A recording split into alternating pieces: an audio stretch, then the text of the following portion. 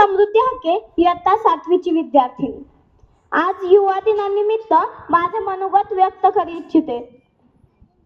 16व्या वर्षी शिवाजी महाराजांनी तोरणागड जिंकला.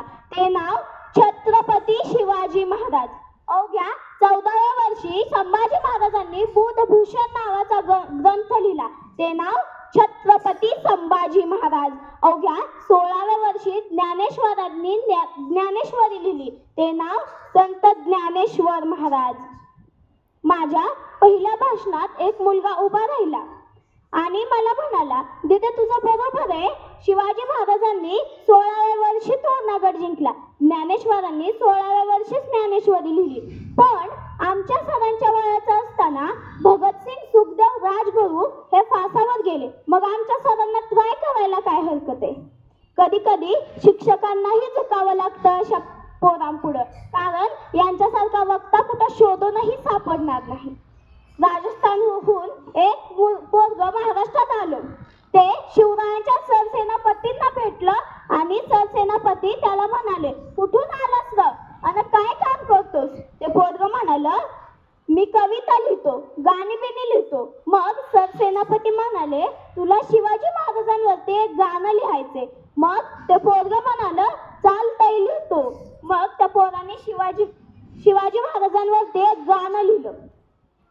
इंद्राच्या बीजंब पर बाडवसु अंब पर रावणाचा स्तंभ पर रघुकुल राज हे पवन बारी बाह पर संबुरती नाव पर जोश असा बाह पर रामद्विज राज हे दावरुती दंड पर चिंतामणी मृदुंड पर भूषणवी तुंड पर जैसा मृद राज हे तेजतम अंश पर कन्नजमी कंस पर जो मलिच्छग बंस पर शेर शिवराज हे जय भवानी जय शिवाजी.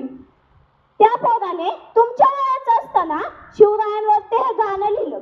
आणि तुमचं काय चालू? शाळेत यायचं, एखादी पटवायची, घरी जायचं, ते ब्लूटूथ कानात घालायचं आणि अब तुम ही हो मेरी आशिकी अब तुम ही हो. आणि जेव्हा ब्रेकअप होईल तेव्हा रानामाळ्याने हिंडायचं भटक्या प्राण्यावानी. अच्छा सिला दिया तूने मेरे प्यार का, अच्छा सिला दिया तूने मेरे प्यार का, यार ने ही लूट लिया घर यार का. स्वराज्य व्हावं ही कोणाची इच्छा? स्वराज्य व्हावं ही कोणाची इच्छा? बरं जाऊ दे, श्री म्हणजे कोण? श्री म्हणजे कोण नाही माहिती. तुम्ही सैराट बघितलाय का? अहो तुम्ही सैराट बघितलाय का? आजची कोणत्या गाडीने गेली? आजची कोणत्या गाडीने गेली होती? कोणासोबत पळून गेली होती? बर, आता मला सांगा, माँसाहेब जिजाऊच्या आईचे नाव काय? माँसाहेब जिजाऊच्या आईचे नाव काय? नाही येत आमच्या पोरांना. कारण जसं पेरलं तसंच उगवणार आहे. कुठं गहू पेरल्यावर ज्वारी उगवत नसते आणि बाजरी पेरल्यावर कुठं मका उगवत नसती. अहो माँसाहेब जिजाऊंनी छत्रपती शिवरायांना एवढं मोठं घडवलं आणि आताच्या महिला, आधीच्या महिला आपलं मूल घडायला लागल्यावर अंगाई म्हणून थोपटून शांत करायच्या आणि आताच्या महिला देतात लगे हे डबडं त्याच्या हातात आणि ती पोरगा बी बघतोय रील्स बघत बसतोय. कसल्या तर समजलं का तुले? वाद म्हणतात मले. अरे आपल्या आई बापाने आपल्याला एवढं मोठं आपल्या आई बापाने एवढी संस्कार दिले तर त्याचा कुठेतरी वापर करा ना. मध्यंतरी तो पुष्पा नावाचा पिक्चर निघाला. आमच्या गल्लीत सरळ चालणारी पोरं सुद्धा लंगडत चालायला लागली. एखाद्या पोराला विचारलं की बाबा तुझा आदर्श कोण आहे, तर ते पोरगा लगेच म्हणतंय माझा आदर्श शाहरुख खान आहे. अरे जिम मध्ये 2 तास घाम गाळणारा शाहरुख खान तुमचा जरूर आदर्श असू द्या. अरे जिम मध्ये 2 तास घाम गाळणारा शाहरुख खान तुमचा जरूर आदर्श असू द्या, पण सकाळी 7 वाजल्यापासून संध्याकाळी 7 वाजेपर्यंत, सकाळी सूर्य उगवल्यापासून संध्याकाळी सूर्य मावळेपर्यंत रानात रात्रंदिवस घाम गाळणारा बाप आपला आदर्श असला पाहिजे. एखाद्या पोराला विचारलं विराट कोहलीचा कितवा शतक चालू आहे, की बेन लगेच म्हणते विराट कोहलीचा 100वा शतक चालू आहे. अरे आपल्या बापाने या बांधापासून त्या बांधापर्यंत लाकडी नांगराच्या मागे घातलेल्या धावा मोज. नक्कीच विराट कोहलीपेक्षा आपल्या बापाचं एक तरी शतक जास्त असणार. अरे 9 महिने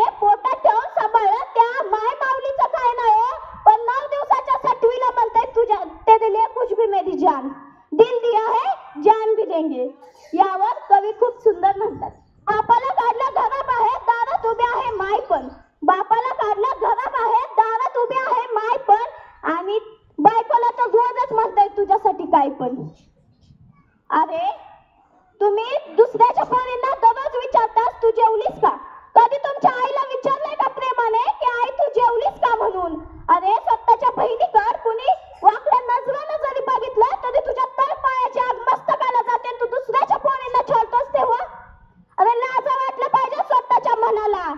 तुम्ही एखाद्यावर प्रेम करता. तुम्ही कधी याचा विचार केलाय का की जिने तुम्हाला होकार देताना ते रात्र दिवस रक्ताचं पाणी केलेलं आई बापाचा विचार केला नाही आणि ती भविष्यात तुमचा काय विचार करणार आहे? अरे तुम्हाला प्रेम करायचंय ना तर पुस्तकांवर करा, कारण मुलींचं प्रेम तुमच्या आई बापाची मान खाली घालवतं आणि पुस्तकांचं प्रेम तुमच्या आई बापाची मान उंचावतं. अरे ते प्रेम काय कामाचं जे आपल्या आई बापाचा विचार करत नाही? अरे ते प्रेम काय कामाचं जे आपल्या आई बापाचा विचार करत नाही? काय म्हणत असेल त्या आई बापाचा जीव की जेव्हा तिच्या शाळेतून घरी तिच्या लेकराच्या कौतुकासाठी नाही तर त्याने उदयाला गुणांसाठी फोन जातो. अरे इथं बसलेल्या प्रत्येक मुलींनी लक्षात ठेवायचं की आपल्याला असले धंदे करून आपल्या आई बापाची मान खाली घालवायची नाही, तर खूप शिकून मोठं होऊन आपल्या आई बापाची मान उंचवायची. गल्लीत चालताना सुद्धा आपला बाप ताट मानेने चालला पाहिजे, एवढं मोठं होऊन दाखवायचं. यावर एक कविता आहे. तू अपनी खूबियां ढूंढ खामियां निकालने के लिए लोग है ना, अगर रखना है कदम तो आगे रख, पीछे खींचने के लिए लोग है ना. तुम्हें सपना देखना है तो ऊंचा देख, नीचा दिखाने के लिए लोग है ना. तू अपनी अलग पहचान बना, भीड़ में चलने के लिए लोग है ना. तू इस दुनिया को कुछ करके दिखा, तू इस दुनिया को कुछ करके दिखा, तालियां बजाने के लिए लोग है ना. Thank you.